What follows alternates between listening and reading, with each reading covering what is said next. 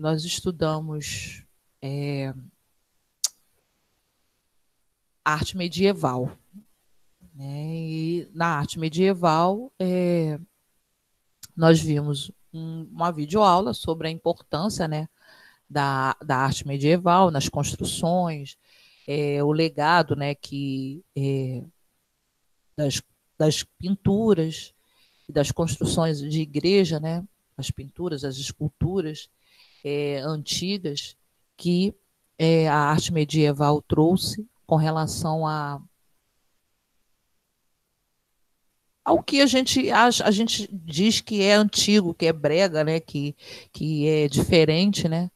Mas assim, eu acho muito bonita a arte medieval. E hoje em dia, a gente nem percebe, mas temos os resquícios da arte medieval nos dias de hoje. Por exemplo, quando uma mulher vai casar, ela usa um vestido de noiva que é medieval. Quando uma menina vai fazer 15 anos, se ela vai fazer uma festa, ela usa um, dois, três vestidos medievais, que são roupas que usavam no período medieval. Dança de quadrilha, quando a gente vai dançar quadrilha, dança em casais, né? É um estilo de dança medieval, primitivo. Então a gente usa coisas do dia a dia, né? Que são medievais, só que aprimorados para os nossos dias. Hoje, a gente vai trabalhar o Renascimento, que é um período artístico que surgiu depois da arte medieval. E esse período artístico, quando ele surge depois de outro, é porque as pessoas não estão gostando daquele. Então, elas querem renovar.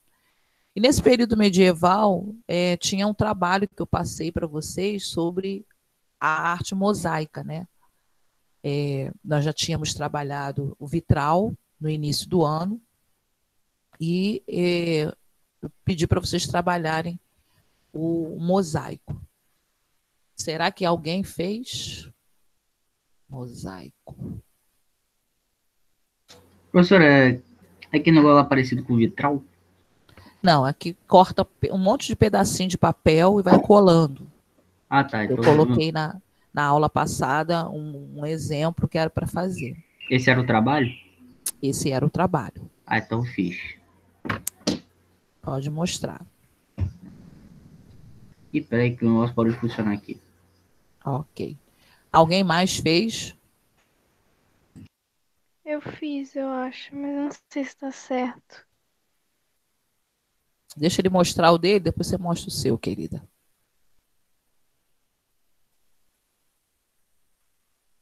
Isso, muito bom, João Pedro. Ok. Eu até estou dando um pontinho a mais para esse, porque ele é uma coisa mais trabalhosa, né? Então, eu estou dando um pontinho a mais. Pode mostrar, querida Ana Luísa.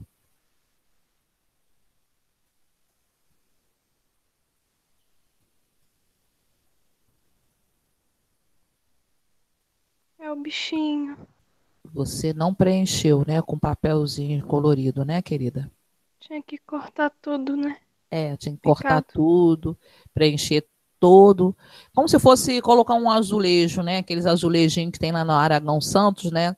Tudo pedacinho de pedrinha, né? Teria que ser assim. Aí você pode deixar essa imagem mesmo e você vai preenchendo ela com pedacinhos de papel e entrega semana que vem, tá bom? Vou fazer a chamada. Mais alguém?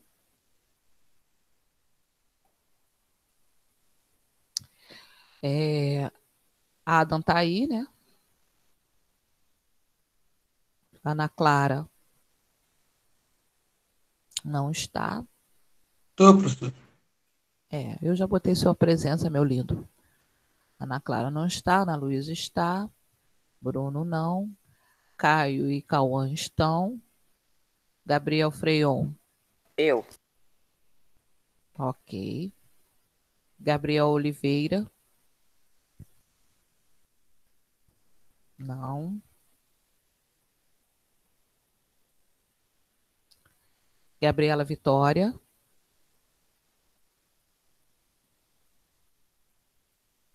Eveline está aí.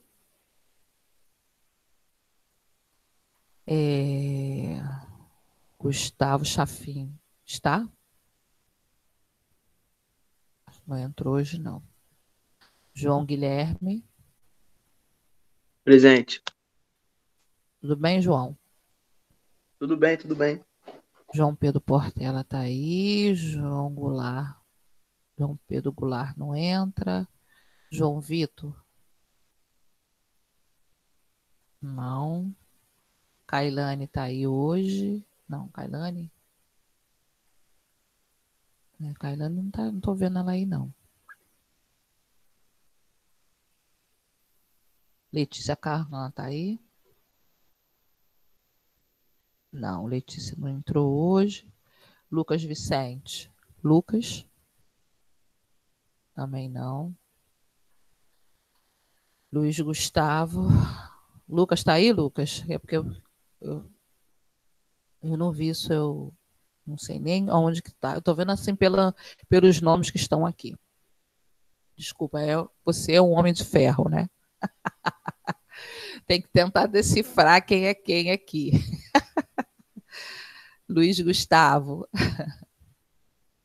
Também não está, não participa. Maico. Está aí. Matheus Mendes. Não está. Maiara está. Renan está. Samuel. Samuel está sumido. Faltou. Vitor. Não está. E Fábio está aí. Bom, é triste, né? Quando você passa um trabalho e só um aluno faz, né? Mas 1, 2 só. Mas Deus sabe todas as coisas. Vamos para a nossa aula de hoje. Nós vamos trabalhar a arte renascentista, que é essa arte em que alguém, um grupo de pessoas é contrário à arte já existente e resolve criar um novo estilo.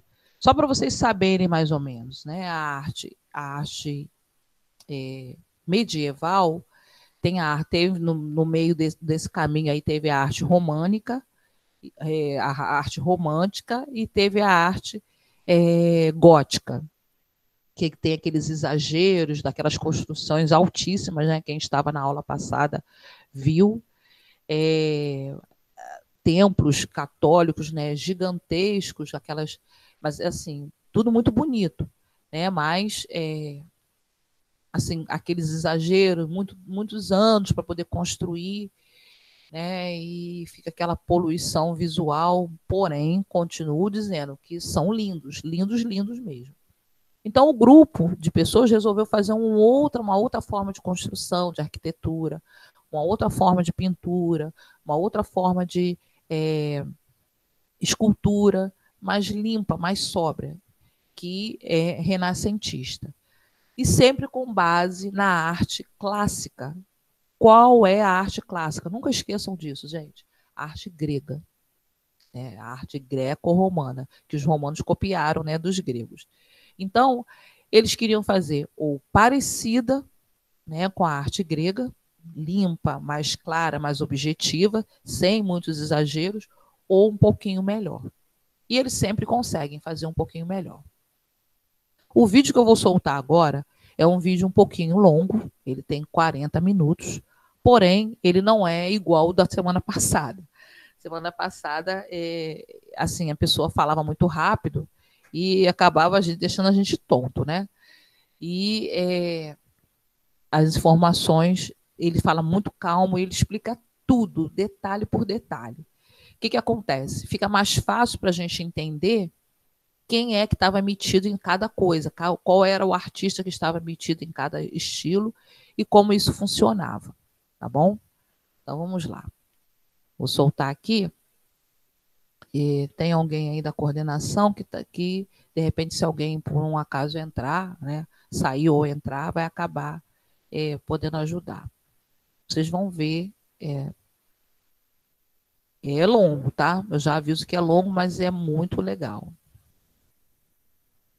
o vídeo. Deixa eu botar ele aqui no. Voltar para o início.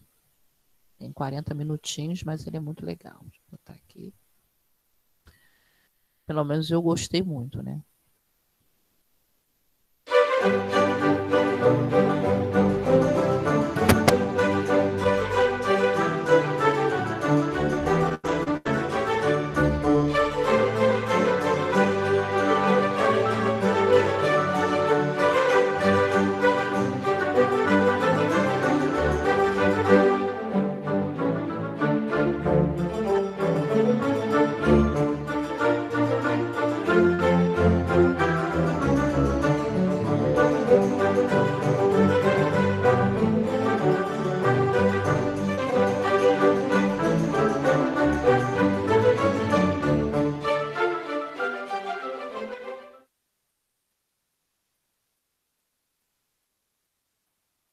O Renascimento na Itália. O termo Renascimento é comumente aplicado à civilização europeia que se desenvolveu entre 1300 e 1650.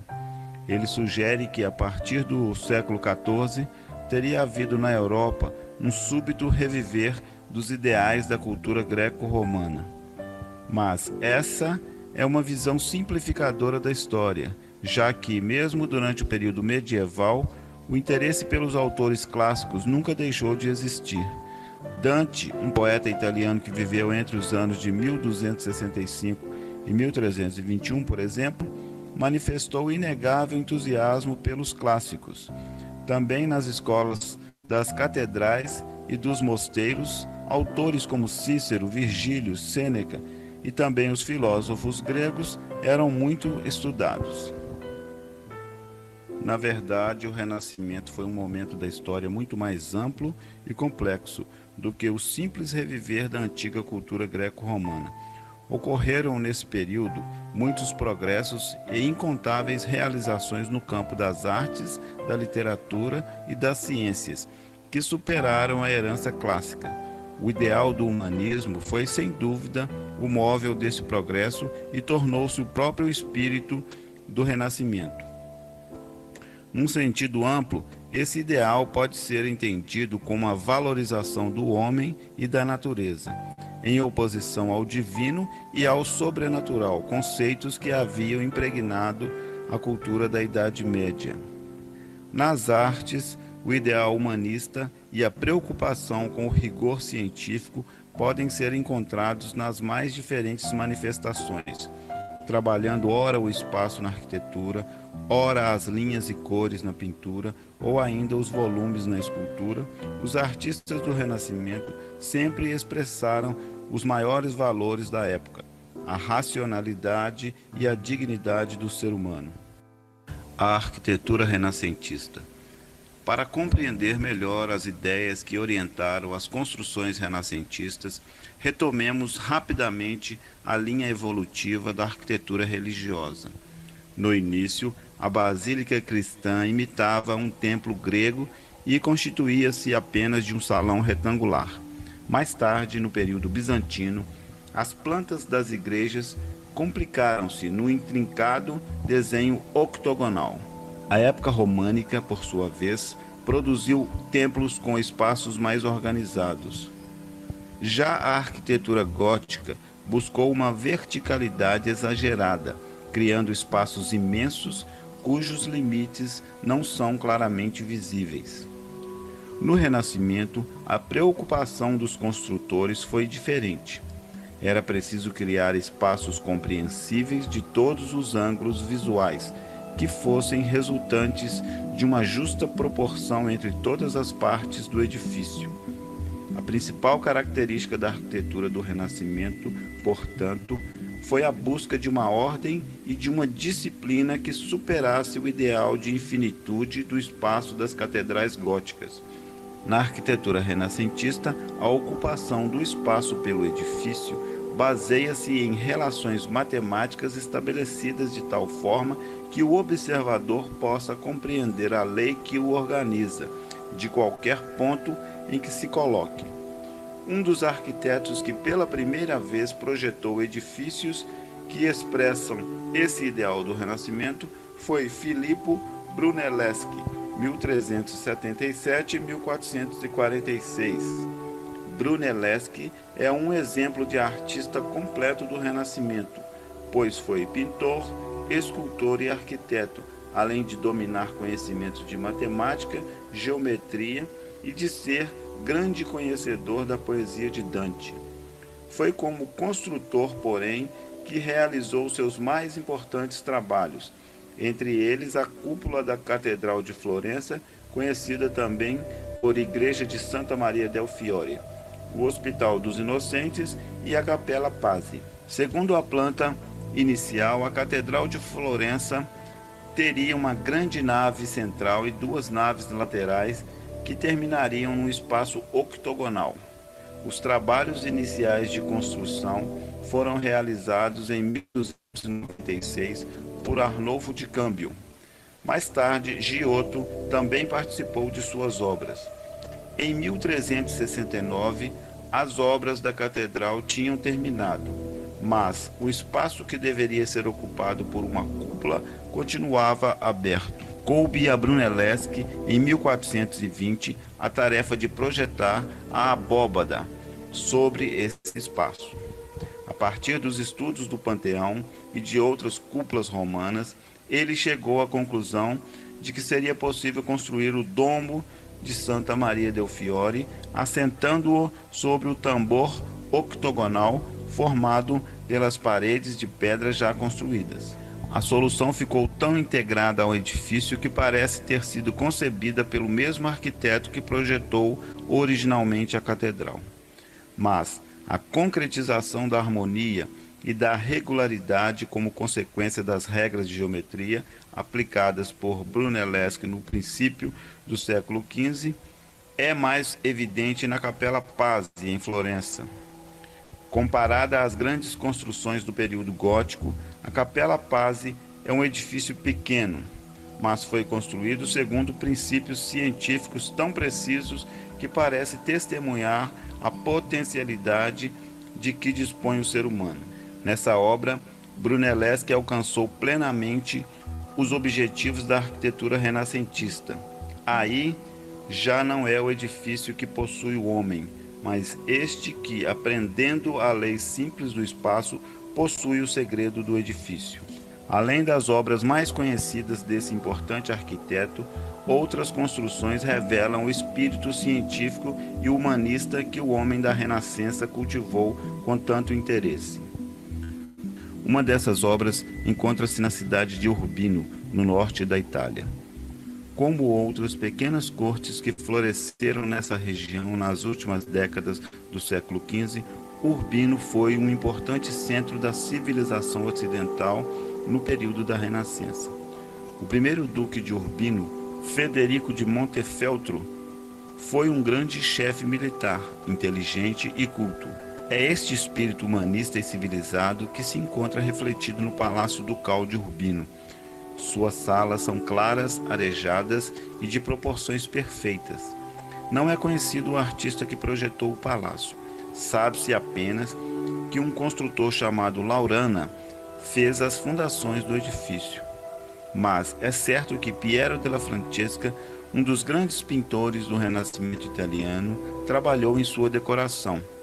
Foi para esse palácio que fez, por exemplo, o famoso díptico, que retrata o Duque Federico de Montefeltro e sua esposa Batista Sforza, que será examinado mais adiante.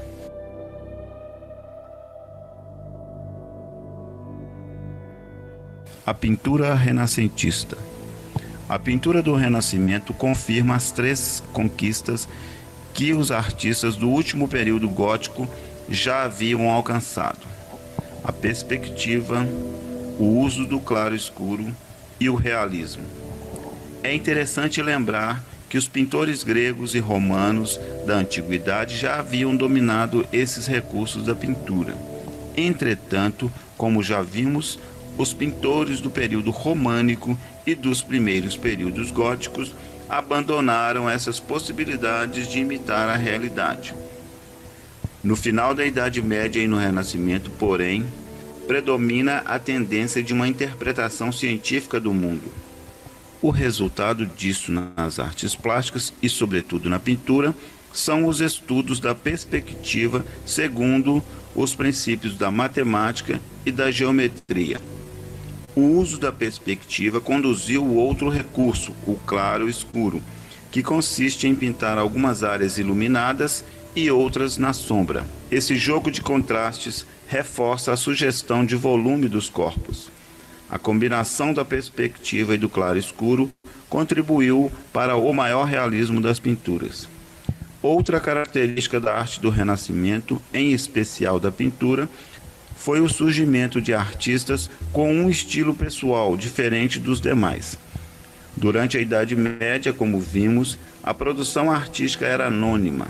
Isso ocorreu porque toda a arte resultou de ideias anteriormente estabelecidas, seja pelo poder real, seja pelo poder eclesiástico, às quais o artista deveria se submeter. Com o Renascimento, esse quadro se altera, já que o período se caracteriza pelo ideal de liberdade e, consequentemente, pelo individualismo. É, portanto, a partir dessa época que começa a existir o artista como o conceituamos atualmente, um criador individual e autônomo, que expressa em suas obras os seus sentimentos e suas ideias, sem submissão a nenhum poder que não a sua própria capacidade de criação. Assim, no Renascimento, são inúmeros os nomes de artistas conhecidos, tendo cada um características próprias, como veremos a seguir.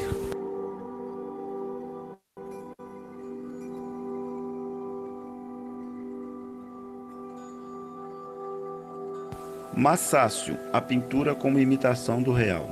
Segundo Giorgio Vasari, um crítico e historiador de arte que viveu e produziu suas obras no século XVI, Massácio, 1401-1428, foi o primeiro pintor do século XV a conceber a pintura como imitação fiel do real, como a reprodução das coisas tal como elas são. O seu realismo é tão cuidadoso que ele parece ter a intenção de convencer o observador a respeito da realidade da cena retratada, como se pode observar em seus quadros Adão e Eva expulsos do paraíso, São Pedro distribui aos pobres os bens da comunidade e São Pedro cura os enfermos. Mas, além disso, o pintor parece convidar o observador a também participar do que está representado na pintura. Podemos notar esses aspectos, por exemplo, na obra Santíssima Trindade, um grande afresco da igreja de Santa Maria Novelli, em Florença, e no painel Madonna com o Menino. Olhando atentamente essas obras, constatamos um fato importante: os recursos da pintura renascentista e a atitude convincentemente humana das figuras retratadas nos mostram que a concepção que o homem do século XV faz de si mesmo, do mundo e de Deus se alterou em relação ao passado. O artista do Renascimento não vê mais o homem como um simples observador do mundo que expressa a grandeza de Deus, mas como a expressão mais grandiosa do próprio Deus. E o mundo é pensado como uma realidade a ser compreendida cientificamente e não apenas admirada.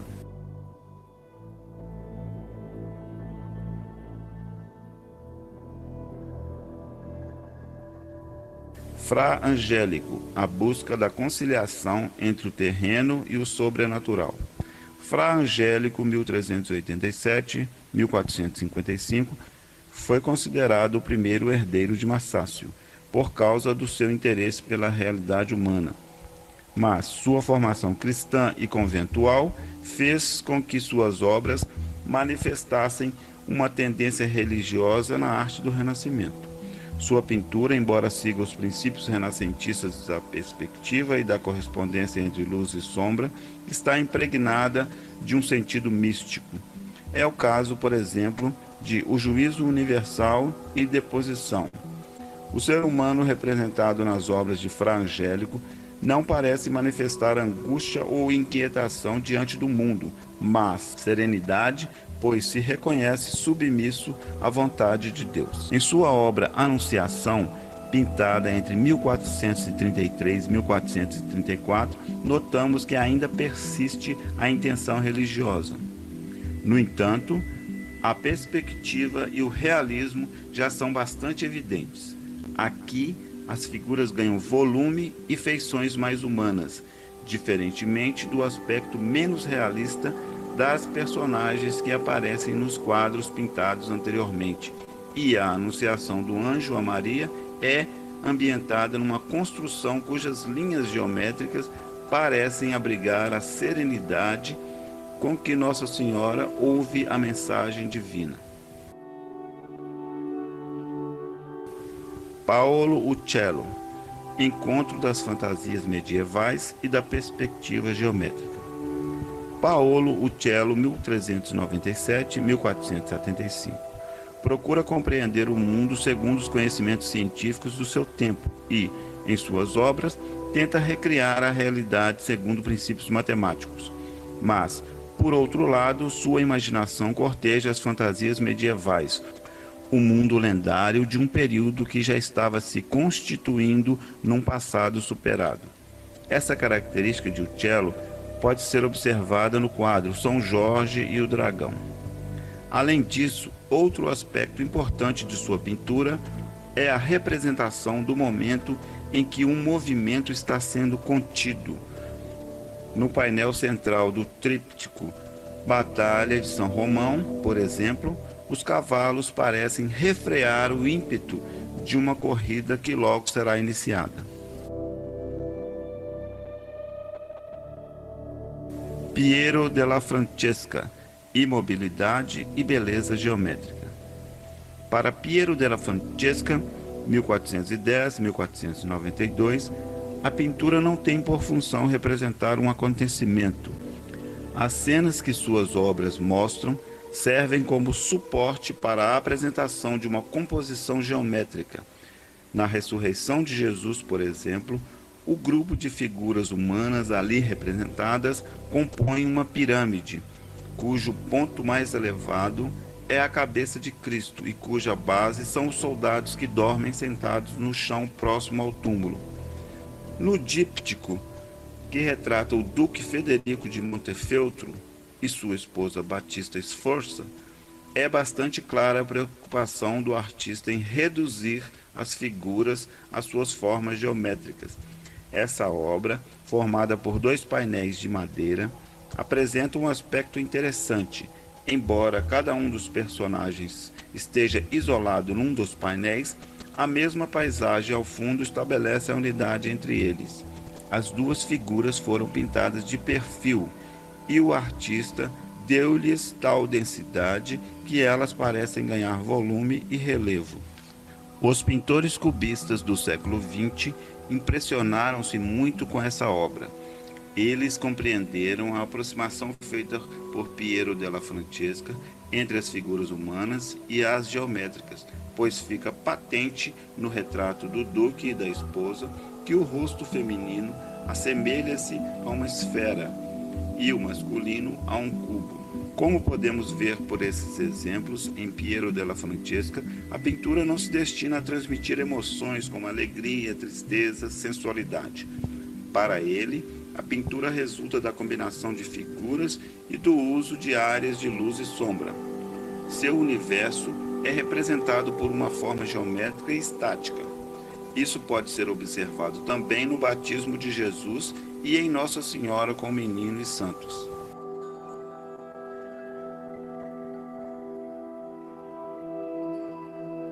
Botticelli, a linha que sugere ritmo e não energia. Botticelli, 1445-1510, foi considerado o artista que melhor expressou, através do desenho, um ritmo suave e gracioso para as figuras pintadas. Os temas de seus quadros, quer tirados da antiguidade grega, quer tirados da tradição cristã, foram escolhidos segundo a possibilidade que lhe proporcionavam de expressar seu ideal de beleza. Para ele, a beleza estava associada ao ideal cristão da graça divina.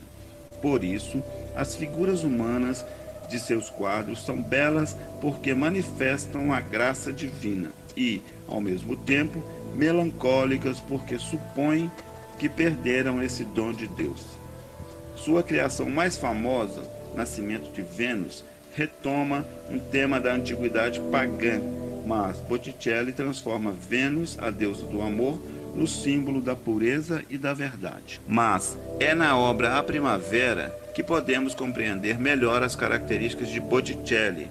Essa pintura foi feita para decorar uma parede da casa de um dos membros da família Médici de Florença. O assunto é a representação do mundo pagão. Ao centro está a deusa Vênus. Acima de sua cabeça, Cupido dispara suas setas que despertam o sentimento do amor.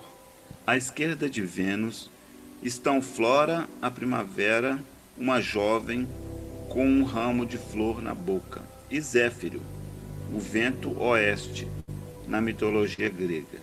À direita de Vênus estão as três graças e Mercúrio, o mensageiro dos deuses. Aparentemente, as figuras não têm muita relação entre si, mas o observador as percebe como um conjunto.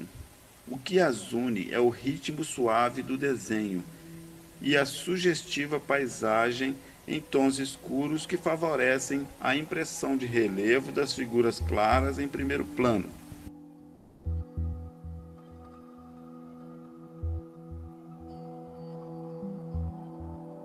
Leonardo da Vinci. A busca do conhecimento científico e da beleza artística. Leonardo da Vinci, 1452-1519, foi possuidor de um espírito versátil que o tornou capaz de pesquisar e realizar trabalhos em diversos campos do conhecimento humano. Aos 17 anos esteve em Florença como aprendiz no estúdio de Verrocchio, escultor e pintor já consagrado. Em 1482 foi para Milão, onde se interessou por questões de urbanismo e fez um projeto completo para a cidade. Projetou uma rede de canais e um sistema de abastecimento de água e de esgotos. Previu ruas alinhadas, praças e jardins públicos. Por volta de 1500, dedicou-se aos estudos de perspectiva e de ótica, de proporções e anatomia. Nessa época, realizou inúmeros desenhos, cerca de 4.000, acompanhados de anotações e os mais diversos estudos sobre proporções de animais, movimentos, plantas, de edifícios e engenhos mecânicos. Na verdade, Leonardo da Vinci pintou pouco. O afresco da Santa Ceia no convento de Santa Maria della Grazie, em Milão, e cerca de 15 quadros, dentre os quais destacam-se Anunciação, Gioconda e Santana, a Virgem e o Menino. Ele dominou com sabedoria um jogo expressivo de luz e sombra, gerador de uma atmosfera que parte da realidade, mas que estimula a imaginação do observador. Um exemplo disso é o quadro A Virgem dos Rochedos. Um conjunto de rochas escuras faz fundo para o grupo formado por Maria, São João Batista, Jesus e um anjo. Essas figuras estão dispostas de maneira a formar uma pirâmide, da qual Maria ocupa o vértice. Essa disposição geométrica das personagens, mais a luz que incide no rosto da Virgem, em contraste com as rochas escuras, a torna o centro da obra. Mas a nossa atenção é desviada para o menino Jesus, o que o torna a figura principal da composição. Leonardo conseguiu isso pelo envolvimento do corpo do menino na luz, pela atitude de adoração de São João, pela mão de Maria estendida sobre a cabeça do menino e pela atitude protetora do anjo que o apoia. Por sua vez, a profundidade do quadro é dada pela luz que brilha muito além da escuridão da superfície das pedras.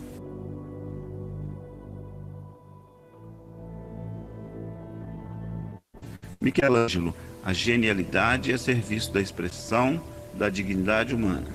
Aos 13 anos, Michelangelo, 1475-1564, foi aprendiz de Domenico Ghirlandaio, consagrado pintor de Florença. Mais tarde, passou a frequentar a escola de escultura mantida por Lourenço Médici, também em Florença, onde entrou em contato com a filosofia de Platão e com o ideal grego de beleza, o equilíbrio das formas.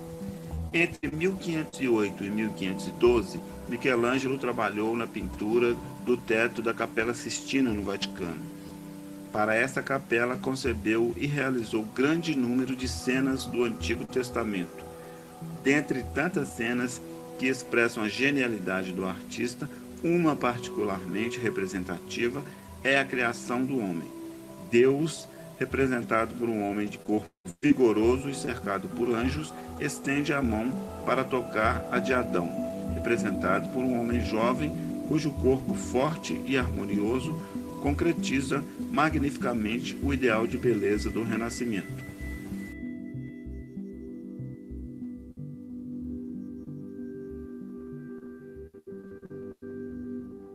Rafael, o equilíbrio e a simetria. Rafael Sanzio, 1483-1520, é considerado o pintor que melhor desenvolveu na Renascença os ideais clássicos de beleza, harmonia e regularidade de formas e de cores. Tornou-se muito conhecido como o pintor das figuras de Maria e Jesus, e seu trabalho realizou-se de modo tão precisamente elaborado que se transformou em modelo para o ensino acadêmico de pintura.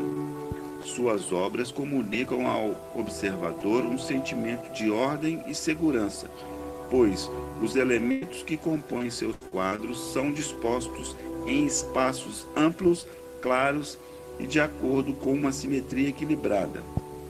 Rafael evitou o excesso de detalhes e o decorativismo, expressando sempre de forma clara e simples os temas pelos quais se interessou. Dentre sua grande produção, é importante mencionar a Libertação de São Pedro, a Transfiguração e a Escola de Atenas. Esta última é um afresco pintado no Palácio do Vaticano, que pretende ser um sumário gráfico da história da filosofia grega. No centro estão Platão e Aristóteles. À volta deles agrupam-se outros sábios estudiosos. Mas, depois que o olhar do observador passeia pelo conjunto das figuras, procurando identificar aqui e ali outros personagens, sua atenção volta-se para o amplo espaço arquitetônico representado pela pintura. São admiráveis a sugestão de profundidade e a beleza monumental das arcadas e estátuas. É neste modo de representar o espaço e de ordenar as figuras com equilíbrio e simetria que residem os valores artísticos da pintura serena, mas eloquente de Rafael.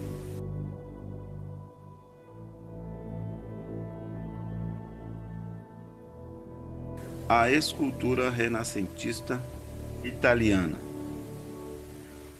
Na escultura italiana do Renascimento, dois artistas se destacam por terem produzido obras que testemunham a crença na dignidade do homem: Michelangelo e Verrocchio. Inicialmente, Andrea del Verrocchio, 1435-1488, trabalhou em ourivesaria. Esse fato acabou influenciando sua escultura.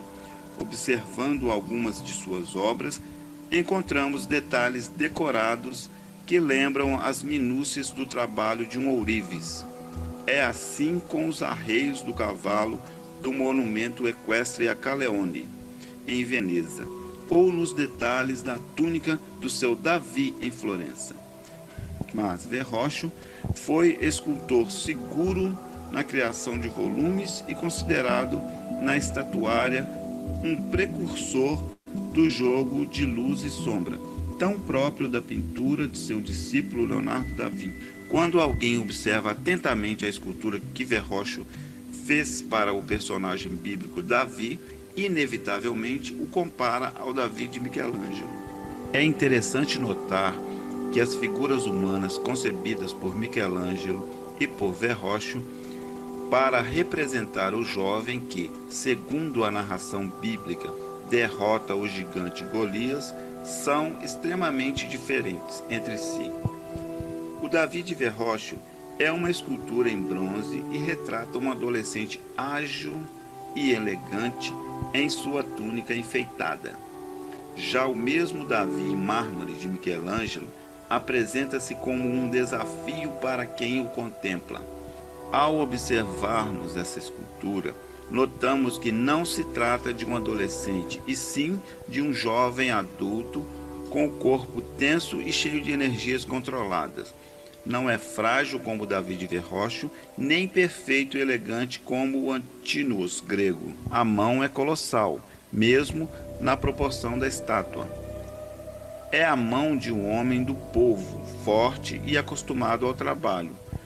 Mas é na cabeça que se encontram os traços mais reveladores. O Davi de Michelangelo tem uma expressão desconhecida na escultura até então. Contém uma espécie de força interior que não aparece no humanismo idealizado dos gregos.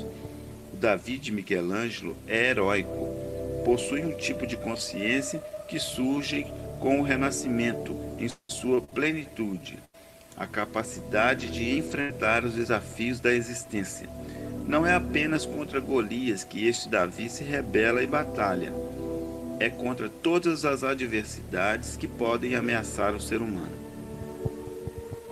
A criatividade de Michelangelo manifestou-se ainda em outros trabalhos, como a Pietà, conhecido conjunto escultórico conservado atualmente na Basílica de São Pedro, em Roma, e as esculturas para a capela da família Médici, em Florença.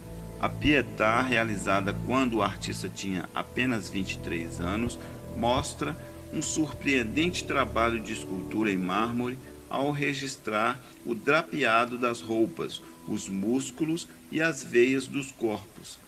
Mas é na figura de Maria que ele manifesta seu gênio criador. Desobedecendo à passagem do tempo, retrata a mãe de Jesus como uma mulher jovem, cuja expressão de docilidade contrasta com o assunto da cena, o recolhimento do corpo de seu filho após a morte na cruz. Na capela da família Médici, Michelangelo realiza trabalhos de escultura nas tumbas dedicadas a Lourenço, duque de Urbino, e a Juliano, duque de Nemours. No túmulo de Lourenço estão as alegorias O Crepúsculo e a Aurora. No túmulo de Juliano, o dia e a noite. É interessante observar como Michelangelo concebeu essas 4 figuras que representam a passagem do tempo. A aurora, embora simbolize o despertar da vida, traz um véu na cabeça, que é sinal de luto. O crepúsculo, apesar de ser um homem maduro, tem o rosto indefinido. Já a noite melancólica, em sua posição esquisita, parece não conseguir repousar, enquanto o rosto do dia, aparentemente inacabado, revela incerteza. Evidentemente, é possível admirar muitos escultores italianos renascentistas, mas a grandeza heróica de Michelangelo detém os olhos e as emoções de quem quer conhecer a arte da escultura desse período. O Renascimento na Alemanha e nos Países Baixos. As concepções estéticas italianas de valorização da cultura greco-romana começaram a se internacionalizar e atingir outros países europeus. Nesses países, foi comum o conflito entre as tendências nacionais e as novas formas artísticas vindas da Itália, mas este conflito acabou se resolvendo com a nacionalização das ideias italianas. Fora da Itália, foi a pintura entre as artes plásticas que melhor refletiu a nacionalização do espírito humanista tão próprio da Renascença italiana.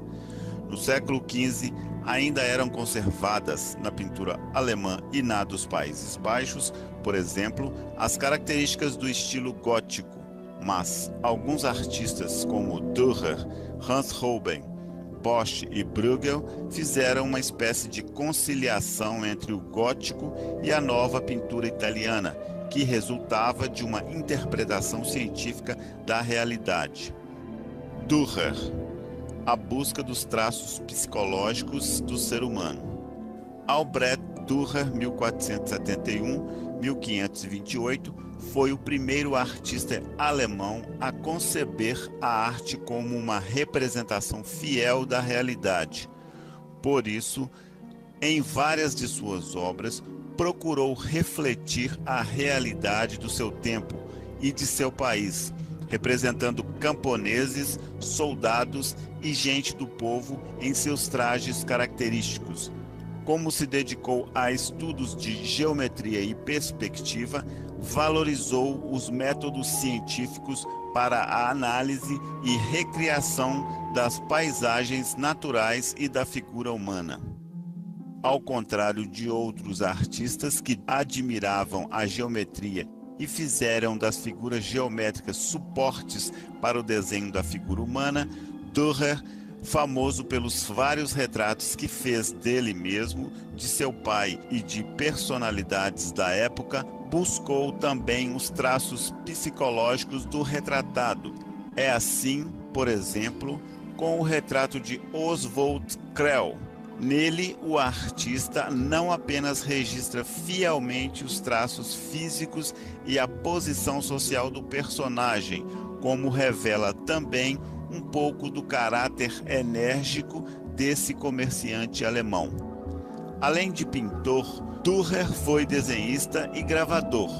São famosos os desenhos que fez para ilustrar livros, não só por causa da beleza de suas linhas, mas também porque, como os desenhos de Leonardo da Vinci, contribuíram para a compreensão científica da natureza.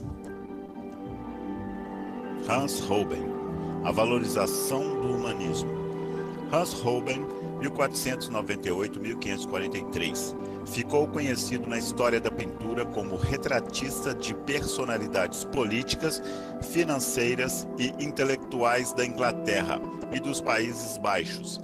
Seus personagens são retratados segundo os princípios de um realismo tranquilo, diferente da inquietação que Dürer imprimia a seus retratos. Soube expressar com serenidade e esmero técnico tanto o ideal renascentista de beleza como a precisão da forma. Dos seus retratos é bastante conhecido o de Erasmo de Roterdã.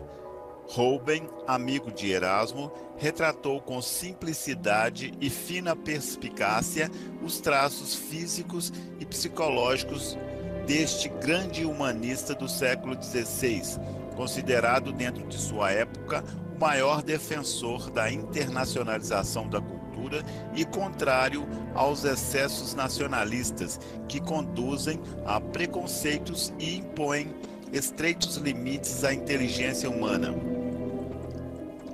Bosch, a força da fantasia. Hieronymus Bosch, 1450-1516, criou um estilo inconfundível. Sua pintura é rica em símbolos da astrologia, da alquimia e da magia, conhecidas no final da Idade Média. No entanto, nem todos os elementos presentes em suas telas podem ser decifrados, pois ele seleciona e combina aspectos dos mais diversos seres, criando formas que estão presentes apenas nos sonhos ou nos delírios. Desse modo, uma figura pode apresentar aspectos vegetais e animais, associados arbitrariamente pelo artista. Por que a composição desse artista é assim e o que ela reflete? Alguns críticos veem na pintura de Bosch a representação do conflito que inquietava o espírito do homem no final da Idade Média. A tensão entre o sentimento do pecado ligado aos prazeres materiais de um lado e a busca das virtudes de uma vida ascética de outro. Além disso, um forte misticismo se espalhou pela Europa entre as pessoas mais simples e fortaleceu conceitos supersticiosos e crenças em manifestações diabólicas ou divinas. Esses conflitos podem ser vistos em obras como As Tentações de Santo Antônio, Carroça de Feno e Os Sete Pecados Capitais. Das obras de Bosch, a mais instigante é, inegavelmente, o tríptico chamado O Jardim das Delícias. No painel da esquerda, chamado Paraíso Terrestre, o artista retrata a criação de Adão e Eva, tendo como cenário uma paisagem exótica e nada parecida com a imagem do paraíso descrito na Bíblia. O painel central é o próprio Jardim das Delícias. Aí, estranhos personagens, animais, frutos, aves e peixes parecem realizar um movimento delirante, mas, no painel da direita, o inferno musical, Bosch cria um clima complexo e terrível, misturando formas humanas, animais, vegetais e minerais em meio a tons sombrios e soturnos, descreve um pesadelo próprio dos que viviam aterrorizados pelo medo do inferno.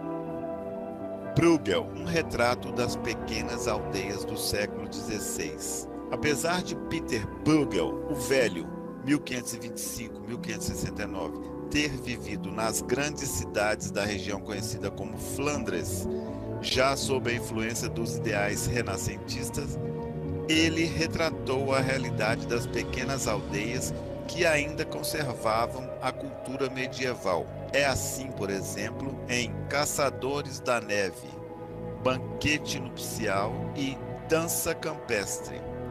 Essa mesma temática foi trabalhada pelo artista em Jogos Infantis, em que apresenta 84 brincadeiras de crianças.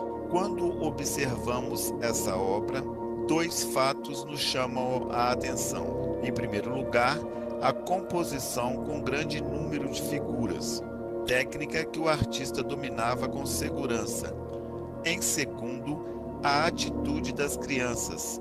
Parece que elas não estão brincando por prazer, e sim por obrigação, como quem executa um trabalho. Essa sensação é dada pela ausência de sorriso em seus rostos. A melancolia é o seu traço mais marcante.